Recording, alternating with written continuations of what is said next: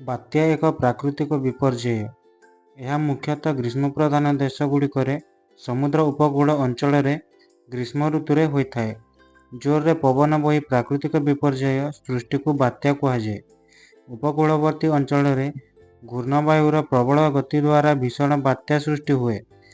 ବାତ୍ୟା ସଙ୍ଗେ ସଙ୍ଗେ ଘଡ଼ଘଡ଼ି ସହିତ ବର୍ଷାପାତ ହୋଇଥାଏ ଓ ବିଜୁଳି ମଧ୍ୟ ମାରିଥାଏ। ବାତ୍ୟା ସମୟରେ ଆକାଶରେ କଳାହାଣ୍ଡିଆ ମେଘ ଦେଖାଯାଏ। ବର୍ଷା, ବିଜୁଳି ଚକ୍ ମାରିଥାଏ ଓ ଘଡ଼ଘଡ଼ି ମାରେ। ସୁନ୍ଦର ପ୍ରକୃତି ବାତ୍ୟାର ପ୍ରଭାବରେ ଧ୍ୱଂସଲୀଳାରେ ପରିଣତ ହୋଇଯାଏ। ସୂର୍ଯ୍ୟଙ୍କର ଉତ୍ତପ୍ତ କିରଣ ଯୋଗୁଁ କୌଣସି ସ୍ଥାନରେ ଶୂନ୍ୟସ୍ଥାନ ହୋଇଥାଏ। ସେହି ଶୂନ୍ୟସ୍ଥାନକୁ ପୂରଣ କରିବା ପାଇଁ ନିକଟବର୍ତ୍ତୀ ଅଞ୍ଚଳରୁ ବାୟୁ ପ୍ରବଳ ବେଗରେ ପ୍ରବାହିତ ହୁଏ। ଏହି ବାୟୁ ଉପରକୁ ଉଠିଲା ବେଳେ ଚକ୍ରାକାର ଘୂର୍ଣ୍ଣନ ସୃଷ୍ଟି କରିଥାଏ। ଏହାକୁ ବାତ୍ୟା କୁହାଯାଏ।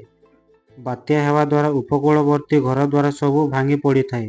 ବଡ଼ ବଡ଼ ଗଛ ସବୁ ଉପୁଡ଼ିଯାଏ। ଗାଁ ଓ ନଗର ସବୁ ଧ୍ୱଂସ ବିଧ୍ୱଂସ ହୋଇଥାଏ। ଘରଦ୍ୱାର ଶସ୍ୟାଗାର ସବୁ ନଷ୍ଟ ହୋଇଯାଏ। ବାଡ଼ି ବଗିଚା ଓ ଚାଷ ଜମିର ଫସଲ ନଷ୍ଟ ହୋଇଯାଏ। ହଜାର ହଜାର ମଣିଷ ଓ ଜୀବଜନ୍ତୁ ମରିଯାଆନ୍ତି। ବିଦ୍ୟୁତ ଖୁଣ୍ଟି ଭାଙ୍ଗିଯାଏ। ଲୋକମାନଙ୍କ ମଧ୍ୟରେ ଯୋଗାଯୋଗ ବିଚ୍ଛିନ୍ନ ହୋଇଯାଏ। ଏଥିପାଇଁ ଜନସମାଜର ବହୁ କ୍ଷୟକ୍ଷତି ହୋଇଥାଏ। ତେଣୁ ଆବାଳ ବୃଦ୍ଧ ବନିତା ଏହି ପ୍ରାକୃତିକ ବିପର୍ଯ୍ୟୟ ସମ୍ପର୍କରେ ସଚେତନ ରହିଲେ ନିଜକୁ ଯେ ରକ୍ଷା କରିପାରିବେ, ଏହା ନିଃସନ୍ଦେହ।